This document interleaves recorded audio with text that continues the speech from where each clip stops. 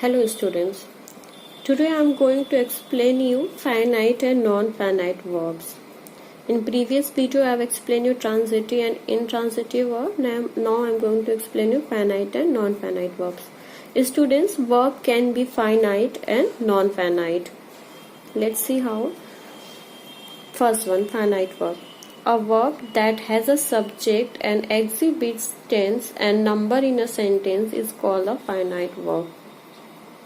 Means student, a verb that has a subject, okay, and is changed according to the tense number, then it's known as the finite verb. Means the verb that changes according to the tense and number and that has a subject is known as the finite verb. Okay, let's example. We live in India.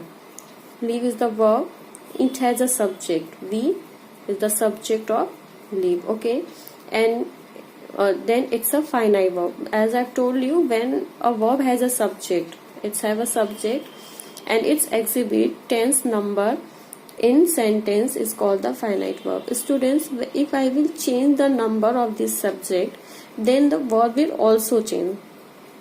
If suppose that we is plural, I will write singular.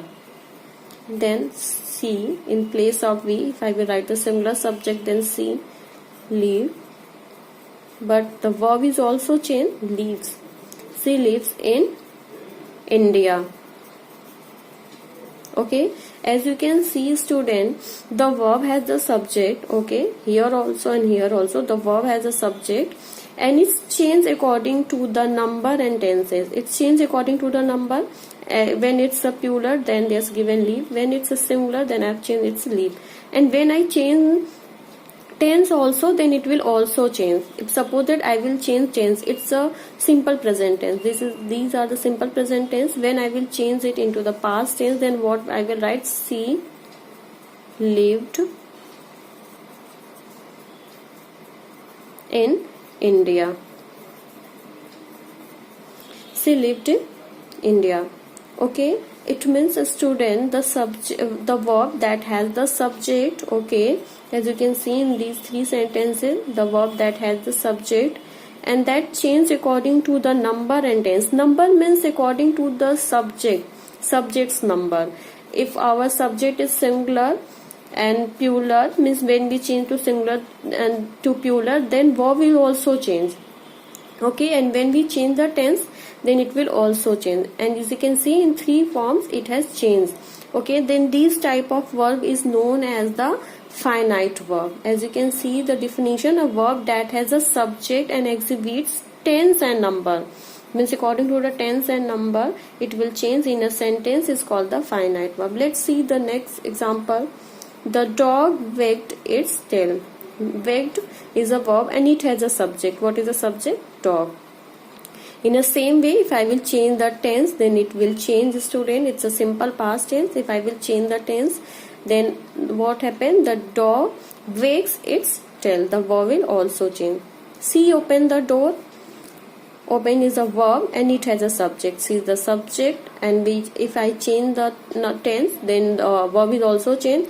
It's a simple past tense and I will change it into the simple present tense, like she opens the door. Like she speaks Chinese well, it's a singular. If I will write plural, then it will change, like we speak or they speak. Then these types of verb is known as the finite verb. The verb that has a subject and that change according to the tense and number. Then these type of verb is known as the finite verb. Second is the non-finite verb, means the verb that do not change according to the subject, that do not have the subject and that do not change according to the tense and number. Let's see. A verb that neither has a subject, means the verb that do not have a subject nor exhibits, means neither has a subject nor exhibits tense and number in a sentence, is called a non-finite verb. These types of verb is known as non-finite verb, that do not have the subject and that do not change according to the number and tense. Let's see some example. Mother was watching television. Watching is the verb, but it do not have the subject, because mother is the subject and watching do not have the subject. Okay, student. And if suppose that I will change the subject, suppose that I will write here in plural any word like my brothers, then I will change this helping verb were, my brothers were. But these word watching will not change. My brothers were watching television. Okay, the word watching will not change. It will remain same. If I will change the subject, means number of the subject, means singular to plural or plural to singular, the word will not change. If I will change the tense, like it's a simple past tense, if I will write in the future tense or present tense, like mother is watching a television, brothers are watching a television.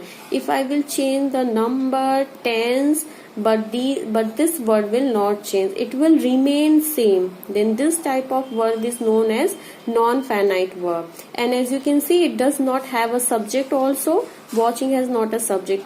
Okay, then this type of verb, the verb neither have the subject nor change according to the tense and number, is known as the non-finite verb. Let's see next example. She went to the Germany to learn German. To learn, it's the verb. Is there a subject? No. If we will change the subject, if I will change the number of the subject, see, we will write went to the Germany to learn German. Then if the to learn, will it change? No, it will not change. It will remain same. I have won the match. Won is the verb. As you can see, student, if you can try it, you can change the number and tense and see that the tense, the verb has changed or not. If I will write a she, then write she has, you have, they have, but the word won will remain same. Like she has won the match, we have won the match, they have won the match. If I will change the subject, then it will not, means number of the subject, then it will not change. If I will change the tense, like I had won the match, then it will also remain the same. Then you can say by checking all these verbs, by checking number and tenses, you can find that they will not change. Like swimming is the best exercise. Here it does not have the subject and it will not change. Like sleeping cow caused a traffic jam, it will also not change. The highlighted words do not have a subject. They do not change their forms according to the tense and number. Then these type of sentences are known as the non-finite verb. I hope students till here you all have understood. Finite verb that have the subject, that change according to the number and tense, then known as the finite verb. Non-finite verb that do not have the subject and they do not change according to the tense and number are known as non-finite verb. Students, there are three kinds of non-finite verb. Non-finite verb have three kinds: infinitive, participle and gerund. Infinitive, participle and gerund. Let's start the first one, infinitive. Students, remember it that they are the kinds of non-finite verb. It means they do not have the subject and they will not change according to the number and tense. Remember it, okay? First, infinitives. The infinitive form of a verb is the verb in its basic form, usually processed by to. Means verb in the basis form, means in the first form.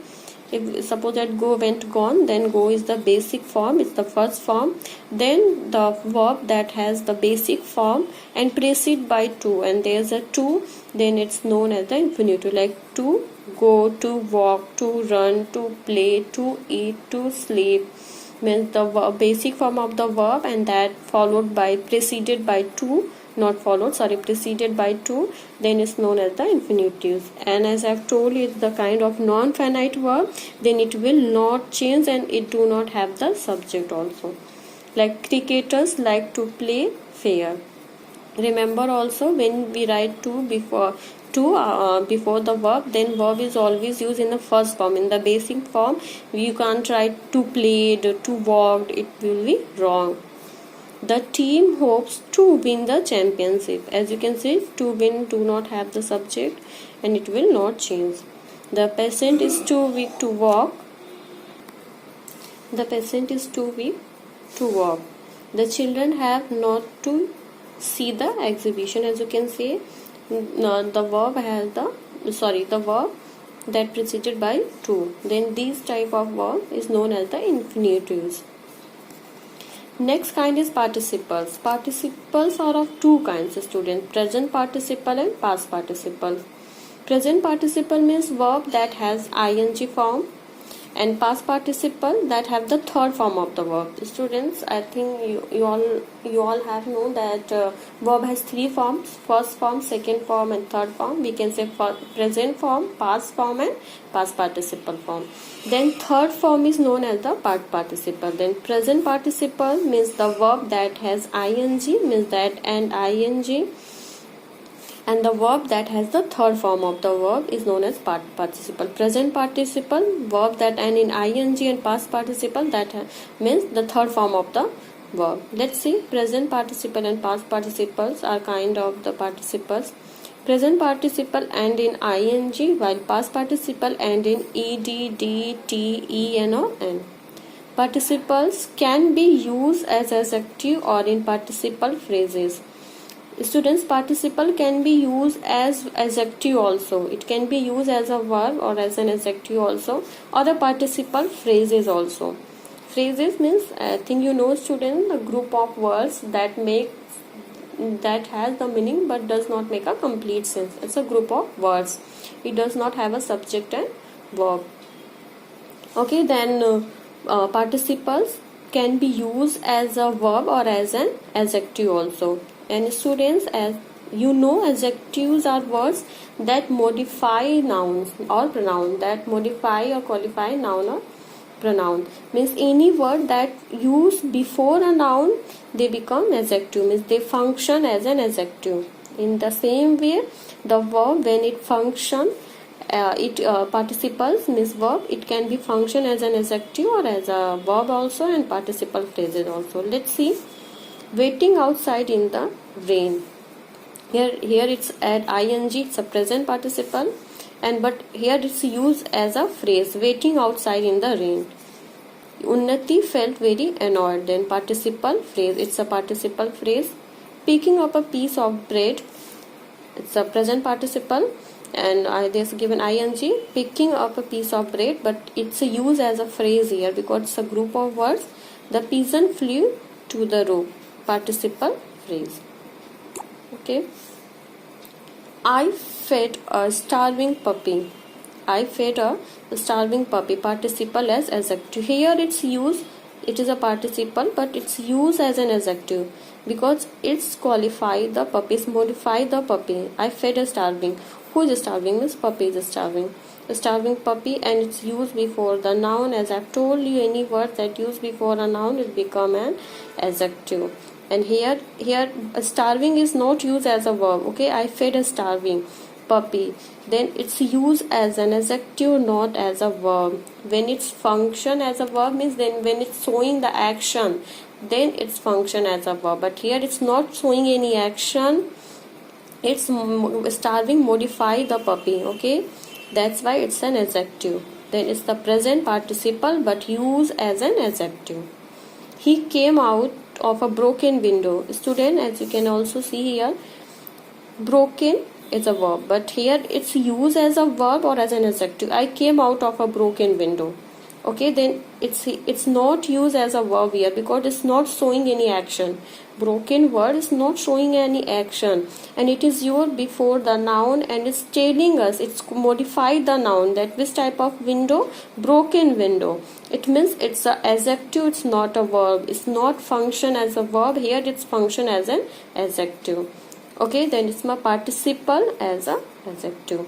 But it's which participle? Is the past participle. Here it's the present participle. Why? Because there's given ing, and here it's the past participle because it's given a third form of the verb. Rihanna was preparing dinner when I reached. Students, Rihanna what preparing? It's here is showing an action. Then who is preparing? Rihanna. Means, and what is Rihanna is doing? He's preparing dinner. It means here it's showing the action. It means here preparing is used as a verb, not as an adjective. Okay, and here it's the present participle because there's given ing, or it's representing the verb. It's used as a verb. Participle forming the continuous tense. It's showing the continuous tense, and it's a present participle, but here this word is used as a verb, not an adjective. Student, as you can see, as I've told, a non-finite verb does not change and does not have the subject, as you can see here also, and it will be not changed. Remember, student, finites and participle and gerunds are the kinds of non-finite verb. Remember this, don't forget. Okay, and participle, it can, there's a two kinds of participle: present participle and past participle. Present participles means the verb that end in ing is known as the present participle, and past participle. Next and third kinds of non-finite verb is gerunds, students. Okay, it's gerund. Let's see. A gerund is a non-finite verb with an ing ending. It works like a noun in a sentence. Okay, a gerund is a non-finite verb. As I've told you, it's a kind of non-finite verb, and it's end with ing. Okay, and it works like a noun. It means the verb in which we add ing, but it works as a noun is known as a gerund. Means verb in which we add ing, but it function as a noun in a sentence, then it's known as a gerund. Let's see example. Walking is a good exercise. Walking is a good exercise. How we can find out what's the subject? Okay, by means what's a noun, by asking the question like what, who, and whom. Okay, what is good exercise? Then what the answer will come? Walking. It means it's a noun and it's a subject here. What is a good exercise? Then walking. When we have to find out noun, then we use the question word like what, who, and whom, and ask the question. Here walking is a verb. As you can see, walk is a verb, and it's already given there ing, walking. But here in this sentence is not showing any action. Walking is good exercise. It's showing any action? No, it's not showing any action, students. It functioning here as a noun. Okay, it is a noun. Like painting is his hobby. Painting is his hobby. Here painting is also verb, but here it's showing it's functioning as a noun. Painting. What is his hobby? Then answer will come painting. It means by asking the question like what, who, and whom, we can find out that it's a noun or not. Here it's giving the answer like what is his hobby, then painting, and it's a noun here. Students, we can use noun as a subject or as a object. Okay, subject may be the noun or pronoun, and object also may be the noun or pronoun. Okay, like the students were tired of writing. Okay, the students were tired of writing. What the students tired? Then writing. Okay, writing is giving the answer, and here it's functioning as a verb. Sorry, it's used as an object, but here it's a function as a noun. Like the students were tired of writing. Here writing, as you can say, it's a verb, and here I already given their ing form, verb ing form, but here it's function as a noun. And here it's used as an object, and noun can be used as a subject or as an object. I can say like I love dancing. Then what I love? Dancing. If I will ask the question by using the word what I love, then the answer will come dancing. Then it means it's not a verb, it's a noun. Okay, it means students a verb in which we add ing, and but it function as a noun. It not function as a verb, it function as a noun in a sentence, then it's known as a gerund. Okay, it may be the subject, object, or complement. Okay, it may be the subject or it may be the object. Thank you, student.